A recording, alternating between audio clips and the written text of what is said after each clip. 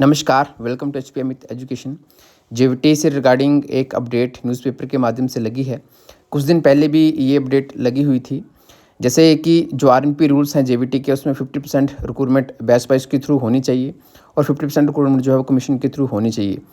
तो यहाँ पर बात करी गई है कि जो दिव्यांग कोटे की रिक्रूटमेंट है वो सारी की सारी जो है वो डायरेक्ट हो रही है।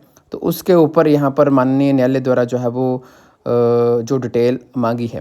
बट हम आपको ये बता दें, हम पहले भी इसके ऊपर चर्चा कर चुके हैं कि जो अभी डायरेक्ट रिक्रूटमेंट हो रही है कमीशन के माध्यम से, वो भी 50% नहीं हो रही है। लगभग 1100 से ज़्यादा पद जो है वो बैच वाइज के थ्रू जब वो भरने के लिए गए थे। बट अभी हम इसमें देखें तो कमीशन में 600 प्लस पद हैं। तो अगर ये मामला उठता है तो वो मामला भी उठना चाहिए, जिसमें जेवीटी कमीशन में भी 50-50 का रेशियो से पद भरे जाने चाहिए। तो यहाँ पर ये मामला लगा है जो कि जो शारीरिक रूप से विकलांग है, मीन्स कि डिसेबल कैंडिडेट हैं, उनकी पोस्टों से रिगार्डिंग है। उनकी 50% रिक्रूटमेंट डायरेक्ट होनी चाहिए और 50% रिक्रूटमेंट बैच वाइज के थ्रू होनी चाहिए।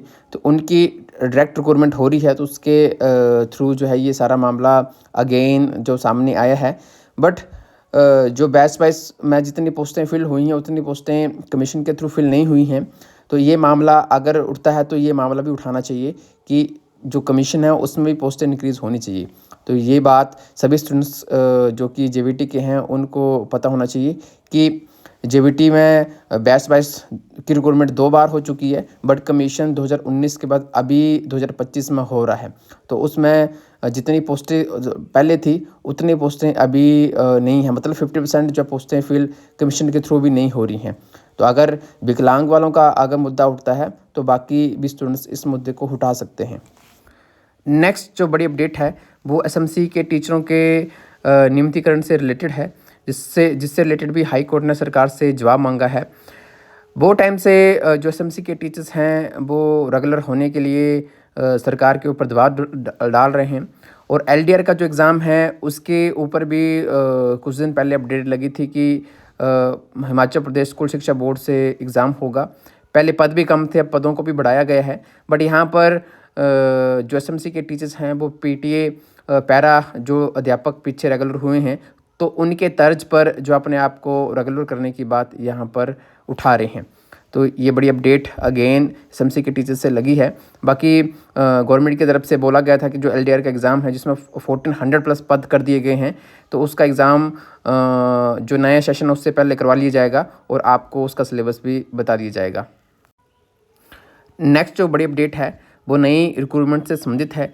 इसमें जो अलग अलग डिपार्टमेंट हैं जहाँ से पोस्टें जनरेट होती हैं, तो उनको बोला गया है क्रमिक विभाग के द्वारा कि अब जो नए आरएनपी रूल्स आ गए हैं, जैसे ग्रुप 1, ग्रुप 2, ग्रुप 3 की पोस्टों के लिए जॉब ट्रेनी के तहत जो चेंज किया गया है, तो उन्हीं के अनुसार जो है आप पोस्टें रिकमेंडेशन में आगे भेजें।